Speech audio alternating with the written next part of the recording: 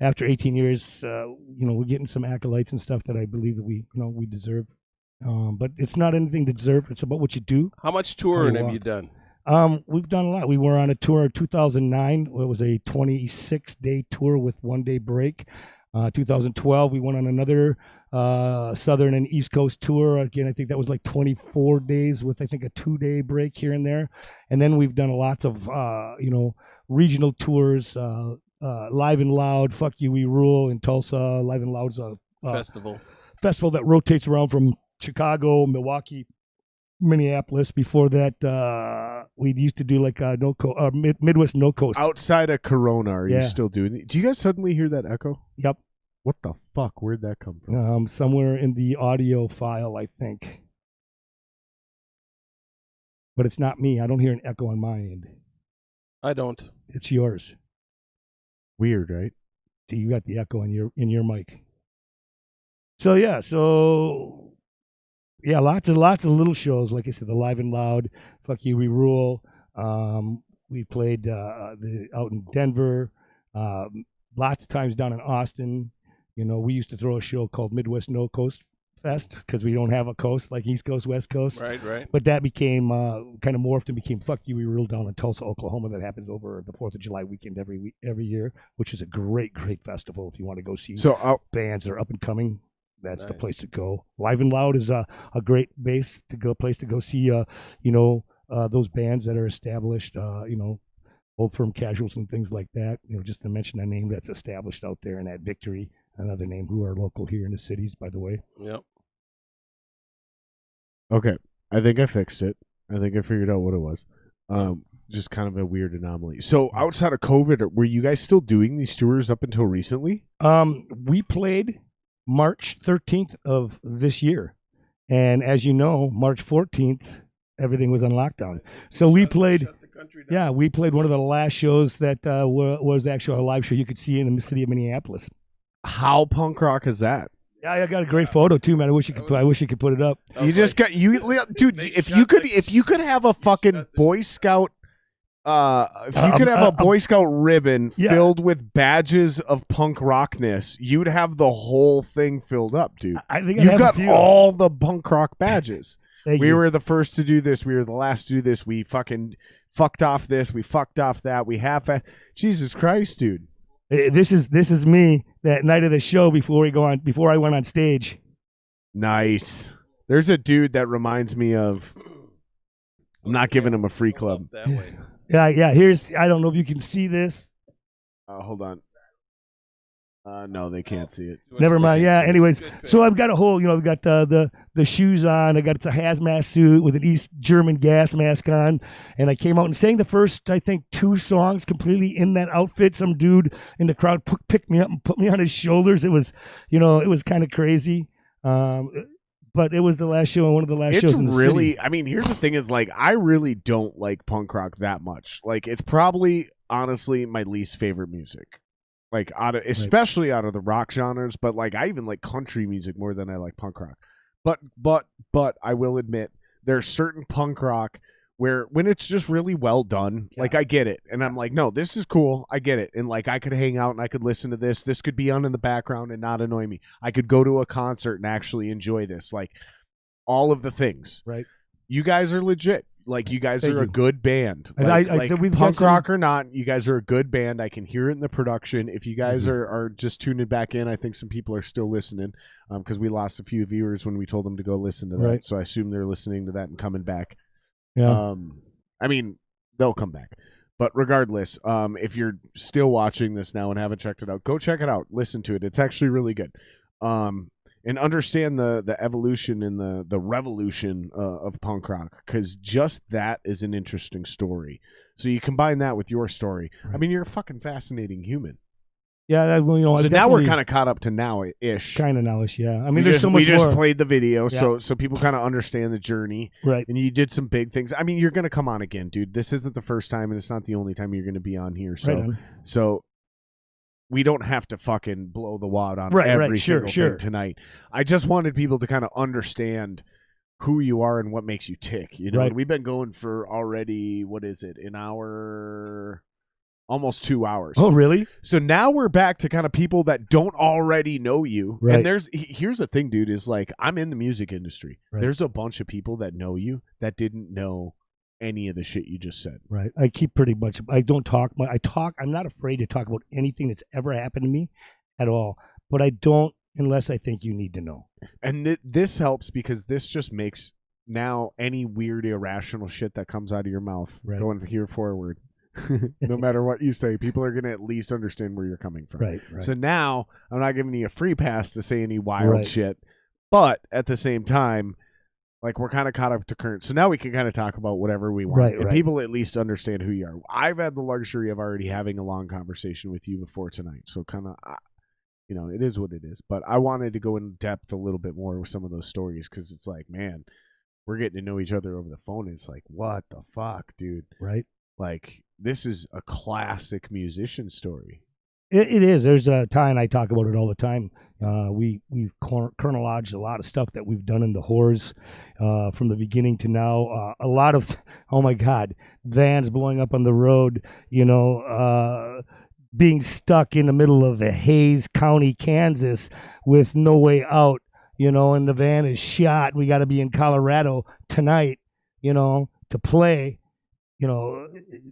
dude, it was ridiculous. And what we did and how to get there, and the realization because of things that I experienced through life and some of the other things I do, like paleontology on the side, stuff I've learned. So our van's busted on the side of the road, in the middle of Kansas, right outside of Hays. It's already been broke down. We broke down the night before. We got it repaired, right? And it's just not working right. We get 50 miles out and the rod goes through the engine and it's fucking dead, right? So we're at this right by an exit ramp. And we're trying to figure out what to do. Highway Patrol pulls up, right? And we're all blah, blah, blah. And I'm like, all right, so we need to figure out. Ty gets on the phone, his girl back here. They find this U-Haul place back in Hays, that's going to stay open. They're closed, but they're going to stay open for us until we get there to get a U-Haul. Meanwhile, I walked to a homestead way off the freeway and knocked at the door. And mind you, I've got a fedora on. I got a Virgin Horror shirt on because I'm not afraid to self-promote my band because I'm not afraid. I like my band. It's a good band. Some songs aren't. Some songs are really It's not very punk rock of you, man. You just lost a badge. That's all right, man. So you're one badge short of a full fleet. So I knock on this door, dude, right? And the lady comes and I'm like, hey, our van broke down out on the freeway here, and we need some help. And she's like, well, why don't you call the Highway Patrol? I'm like, well, the Highway Patrol's out there. They can't do anything for us. We need assistance to get to a town somehow. She's like, well, I don't know what I can do for you. I'm like, is your husband home? And she's like, well, yeah. I'm like, could I talk to him? And this guy comes to the door, and I tell him the story. And you got to mind, I'm in shorts, bondage belt, bracelets, hat. I'm punk rocked out, and he couldn't get out the door fast enough. Got me in his truck. We went down there. He took the guys into town. Got us a U-Haul. Took a tow rope. Towed our broken van to the front of his yard. We had to wait for the cops to leave because they didn't want us to ride in the back of the U-Haul van because you can't. It's illegal. Right. But it's the only way we get there. So you can pull that all the way back to you, Sam. Interim time. They're gone. The highway patrolman, after I got, I'll call it, I say his name is, Willard. After Willard came and helped us, they're gone. And I'm talking to the highway patrolman, and I end up selling him, $25 worth of merchandise the whole time, waiting for these guys to get back. I sell him a T-shirt. Wherever you want. I sell him a T-shirt. I sell him a CD, and I sell him buttons and stickers. And he gets his whole package. And I come back and tell the guys, they're like, and it's a little story how I sold the highway patrolman shit on the side of the road because I could sell ice to a penguin. That's funny. So that's funny. That's my role. I'm the sales guy, kind of director kind of thing. But I'm not the director kind of thing. We all are. Because that's what it means to be in something that's more important than yourself. Right. It's not about bigger it's about yourself. The we. Right. I'm not about me. I'm about us and we. What's Sorry, that's why you've been rocking as long as you've been rocking. Well, I think so. I mean, we're not a signed band, and we've been rocking for 18 years. We've had very minimal changeovers. We have three, which I would consider three guys in the band right now, of a 5-piece that are, in my mind, original members. Right. They didn't, one didn't start when we started as a 3-piece, and I stepped on the stage. Those guys are gone with the exception of Ty. Ty and I are the only bass ones, but our drummer Ryan, he's an original member. You know, he started as a guitar player, and we had a drummer, and then he got cold feet for his tour, and Ryan jumped on drums and learned it all in like 2 weeks because he's an amazing drummer. I think one of the best in the country. And we went, and we got another guitar player. He lives down Austin now. So we have a lot of original members. We only had a very small, in 18 years, a very small changeover. And like I say, 3 or 5 guys are original members. Right. So, you know. Pretty fucking good, man. Yeah. So there's a lot of big bands, like big bands that right. don't even have that. In fact, I can only think of one group that has all the original members in it. And that's the Rolling Stones. Still around today? Yeah. And then I can only think of one other band where the real artist, I shouldn't say the real artist, that sounds shitty, but the known artist has had the same backing band his entire career, and that's Elton John. That's crazy. Yeah. Elton John has the exact same backing band he's had since day one. Maybe there's a couple new people because maybe somebody died. Right. Yeah.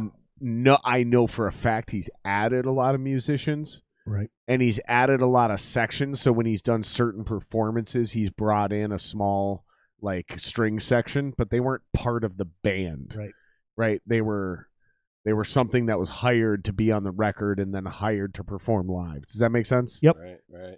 But yeah, Elton John, and then like I said, Rolling Stones. I believe Rolling Stones is the only act to ever not replace a musician and still be around Right. as a viable like band. Not just to the end of their career, like they're still around. So that actually makes it harder because like Right. their careers could have ended in 1992 and they'd still be the only band. Right. But now we just added almost 30 more years to that same career. Right. Like, holy fuck, think about that, you guys. There's like one of them in the entire existence of like known bands, one band. Right. So the fact that a underground, legendary, bootleg style punk rock band from Minneapolis is still rolling 3 deep.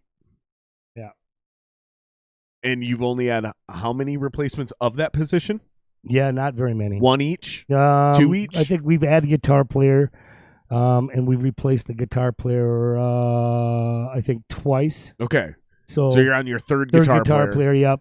And how many drummers? Ryan's been the drummer since Ryan took the drums over from Billy. So second drummer. So Ryan's the third drummer because we had, and we've had some places Ryan broke his neck, and so we got the guy who drums at Victory, Lance, drum for us for a little bit. But he was a fill-in. Yep. Okay, so you've had 2 drummers. Basically, yep. 3 guitar players total. Yep. And the rest of your originals. Yep. That's a big deal. All right, I got one more question for you before we move on. All right. This is the litmus test. You're going to prove you're going to be what's called constant data. So you've already been down the rabbit hole. Right. Okay. So you're just verifying it data I've already gotten. Okay. We have a test. How many of your band members' dicks have you seen?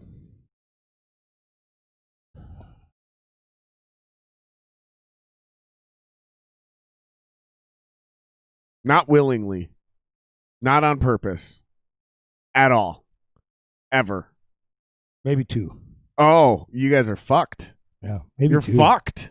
Oh. You're fucked. The data shows the more band members' dicks you've seen, the greater chance you have of surviving. I've seen the long many run. band members' dicks, but not a lot of my band members' dicks. That means you haven't spent enough time together.